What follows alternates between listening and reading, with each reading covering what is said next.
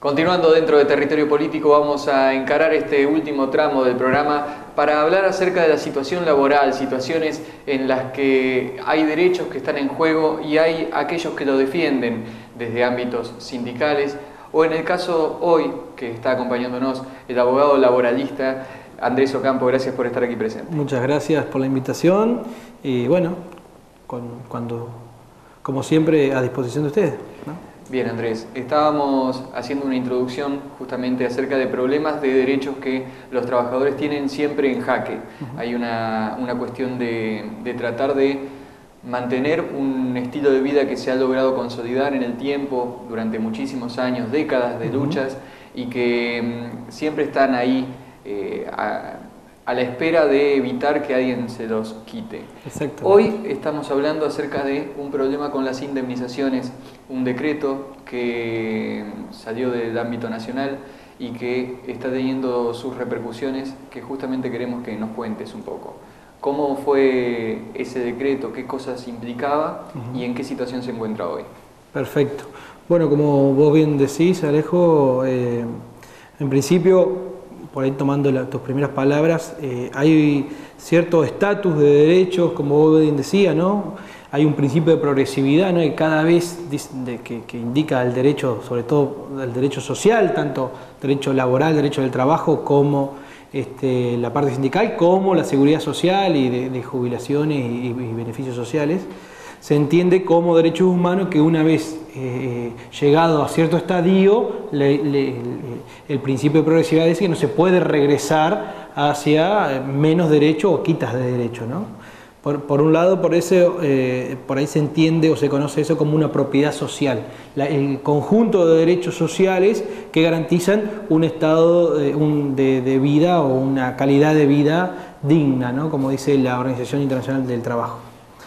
Ya metiéndonos, entendiendo que la dirección del derecho, y sobre todo los derechos sociales, derechos laborales, van en ese sentido, sobre todo por nuestro 14 bis de la Constitución Nacional y 75, inciso 22, y el artículo inciso 19 y 23 del mismo artículo 75, establece esta idea de avanzar hacia mejores conquistas, mejores derechos, ¿no? De hecho, si nos vamos a la base del principio, desde nuestro preámbulo de la Constitución del 53, de 1853 ya había este espíritu. Hoy lo que está pasando al nivel coyuntural es todo lo contrario.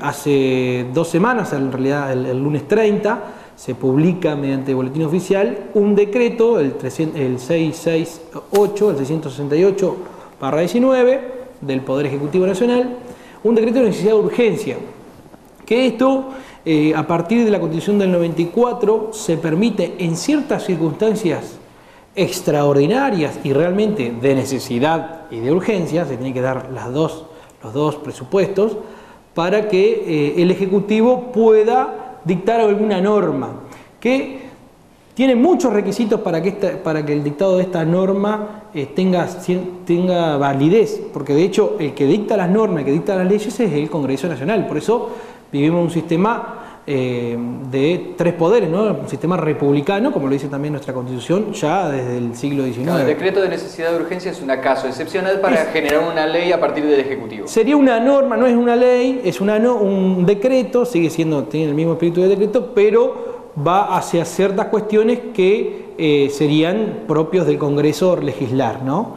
Pero por una cuestión de excepción, cuando el Congreso está cerrado, cuando está funcionando, cuando realmente es algo tan emergente, inminente y de fuerza mayor que no queda otra circunstancia. Sin embargo, acá, en este decreto en particular, por los fundamentos, pocos fundamentos que alega el decreto nacional, y luego el fin del para qué ese decreto de necesidad de urgencia no está justificado de ninguna manera. Por eso ya varios jueces a nivel nacional lo han declarado inconstitucional. ¿Qué era lo que se decretaba? Porque decía que, atento que la suba de las indemnizaciones por accidentes y enfermedades laborales, no es de todas las indemnizaciones, caso de despido, todas esas cuestiones, o diferencias salariales, otras cuestiones, no implica esto. Este decreto solamente se aplicaba como para que entienda todo el mundo, a los accidentes y enfermedades laborales. Entonces, un trabajador que se accidentaba, como el caso que se conoció muy bien de los trabajadores de Ezeiza, ¿no? Del aeropuerto de Ezeiza, muere la persona y, bueno, la viuda y sus herederos tienen derecho a recibir la indemnización por muerte de ese trabajador en caso por accidente de trabajo, ¿no? Esa indemnización, al momento del accidente, se establece que los jueces establecen un monto que le corresponde conforme una fórmula que establece la ley de riesgo de trabajo, y que de hecho fue reformada por este mismo gobierno en marzo del 2017, que fue la 27348, que estableció una fórmula para ir actualizando este monto, y en ese artículo 12 de esta ley 27348, dictada por este mismo gobierno, pero sí mediante el proceso de procedimiento de que se forme una ley mediante el Congreso Nacional como corresponde en un sistema republicano, lo que hace es establecer como la tasa activa del Banco Nación, lo que cobra la tasa activa que cobra el banco en caso de dar un préstamo a 30 días, con vencimiento a 30 días, esa es la tasa que se establece en el monto que se fija al momento del accidente de trabajo. A ver si no entendemos. El trabajador tiene un accidente, tiene un porcentaje de incapacidad, ¿no? Que por ahí es lo que más se conoce. Con ese porcentaje de incapacidad, conforme la edad, conforme el salario, se calculaba un monto, ¿no? Por ejemplo, 100.000 pesos, ¿no? Sí, incapacidad de 5%, 100.000 pesos. Bien. ¿Qué pasa? Del accidente hasta el momento que cobra, pasa a veces, si no hay reconocimiento por la ART, lo cual es bastante normal, que la ART incumplan con lo que tienen que cumplir mediante las leyes, frente a una denuncia de un accidente o enfermedad laboral, tiene que iniciar un juicio. Por ejemplo, acá en Gualeguaychú, en 2 años, tiene una sentencia. Bueno, de ese monto, que era al momento del accidente que se había calculado, esos 100.000 pesos, a el momento de la sentencia, se le agregaba lo que es la tasa activa del Banco Nación conforme esta nueva ley. ¿Bien? Lo que entendió el Ejecutivo Nacional es que era mucho, esto mismo que se había salido por ley hace 2 años, entendió que era mucho y que le afectaba el patrimonio a las ART, y estableció que en vez de calcularse con esa tasa activa del Banco Nación con vencimiento 30 días, lo iban a hacer con el RIPTE. El RIPTE es un índice que es el promedio mensual de los salarios a nivel nacional, que por ejemplo en un año, en este último año, fue de un 30% la suba, ¿no? En cambio, si vemos la tasa activa del Banco Nación, es de un 100 y algo por ciento, 101, 102%. Entonces, obviamente con una indemnización a 100.000 pesos, a una tasa al 100% de lo que sería el Banco Nación, a 2 años serían 300.000 pesos esa indemnización. En cambio, con esta nueva tasa que quiere establecer mediante RIPTE, este decreto de necesidad de urgencia, que no hay necesidad ni urgencia y que ya fue declarado inconstitucional, establece un 30%, por lo tanto en 2 años sería 160.000 pesos. Sí, en vez de 300.000. Ahí se ve un grave daño. O sea, hubo un cambio en la postura política frente a esa ley que en otro momento salió de una forma... Por el Congreso. No, que de hecho nosotros lo discutimos respecto de esa norma que ya era regresiva, iba en violación a este principio de progresividad que yo te estaba hablando al principio. Ya esa norma, de hecho había intereses más altos, eso lo reduce y ahora lo reducen más todavía. O sea, ¿qué pasa? Esto viola todos estos principios que estamos hablando, y los derechos humanos, por supuesto, de los trabajadores principalmente. Y sobre todo también, o sea, hay como varios aspectos para verlo. De un lado laboral, por supuesto que vemos violado un montón de derechos como el principio protectorio, el principio de progresividad, el principio de indemnidad que dice que el trabajador tiene que ingresar y salir sano, y en caso de que no ocurra, bueno, el empleador o en su caso su ART debe responder hasta cubrirlo íntegramente ese daño que haya provocado. Bueno, todo esto por supuesto fue violado, pero aparte, por otro lado, está la cuestión constitucional de la división de poderes sobre qué es un decreto de necesidad de urgencia, que también no responde ni a una cosa ni a otra. O sea, por doble vía, si se quiere, o por doble aspecto, una cuestión por ahí federal y otra cuestión de fondo, de la normativa de fondo, que serían los derechos laborales que están en juego, viola absolutamente, no solamente la Constitución Nacional, sino los convenios internacionales, los tratados internacionales de derechos humanos, los convenios de la OIT, lo cual, perdón, sí. Y agrego otra cosa, lo cual muchas veces esto provoca que después los organismos internacionales sancionen a los estados cuando violan este tipo de derechos humanos. Usted dijo que el decreto afectaba a lo que eran las indemnizaciones por accidente y por... enfermedades laborales. Bien. Consulta. ¿Por qué esas? ¿Por qué se fue a esas indemnizaciones? Porque no son tantas en comparación con las indemnizaciones. Estamos hablando de que en los últimos 2 años hubo despidos masivos, sí. Es decir, que indemnizaciones hubo muchas sobre la mesa. Me extraña que hayan seleccionado las de accidentes y las de enfermedades laborales. La respuesta no es jurídica, sino es política, y es una cuestión de poderes económicos, ¿no? O sea, el lobby que llevan a hacer la unión de asociaciones de riesgo de trabajo pueden presionar al gobierno nacional o... Bueno, no sé cómo, eso habría que investigarlo. ¿Por qué motivo también cede el Ejecutivo Nacional a este tipo de pretensiones? Y lo que hace es reducir ampliamente, como te estaba hablando, las indemnizaciones de derecho del trabajo, de lo que respecta de accidentes de trabajo, perdón. Y digo, ¿qué hace una entidad financiera como son las RT? Porque tienen una naturaleza semejante. Ese dinero que en vez de pagarlo en indemnización lo pone en una cuenta a plazo fijo, por decirte, o lo compran letras o con los porcentajes de intereses que están dando hoy en el 80 o 90%, y después dentro de 2, 3 años, 4 años le paga la indemnización al trabajador totalmente devaluado y con un nivel inflacionario abismal como estamos teniendo hoy del 56%, ¿no? ¿En qué otras cuestiones se ha visto últimamente afectado los derechos de los trabajadores que usted ha estado justamente teniendo sobre la mesa? Justamente lo que acabo de decir, la inflación y la devaluación ha sido una forma de hecho de la reforma laboral que se intentó mediante el Congreso y que no se pudo lograr. También por las manifestaciones públicas que tuvimos, sobre todo en diciembre de 2017, para evitar este tipo de reformas laborales que iban totalmente para perjudicar los derechos de los trabajadores y las trabajadoras,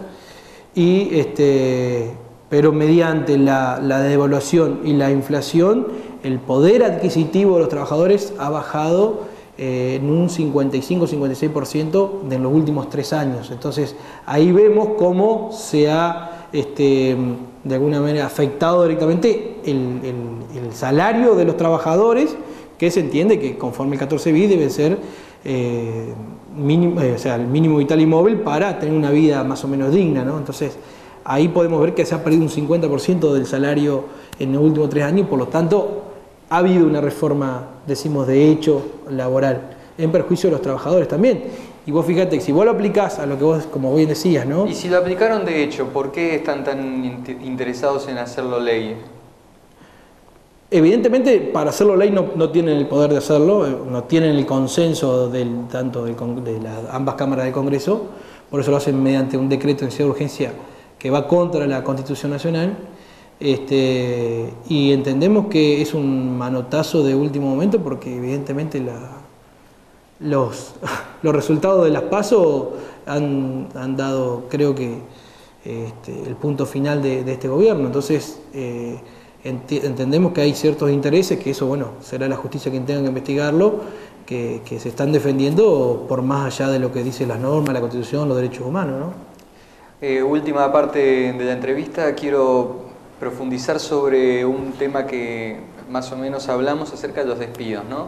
Pero previo a cada despido hemos encontrado que en las grandes empresas han habido retiros voluntarios, invitaciones que se le da a los trabajadores para decirle, miren, acá tenemos un fondo, sí, el que quiera retirarse voluntariamente nosotros le vamos a dar un aporte que es aproximadamente como una indemnización y quizás hasta más que una indemnización, analícenlo, se lo dejamos sobre la mesa y el trabajador que considera que le sirve, lo agarra y se va. Sí. Muchos se van contentos, otros lo agarran porque tienen miedo de después perder el trabajo, aprovechan ese momento, esa oferta que está sobre la mesa.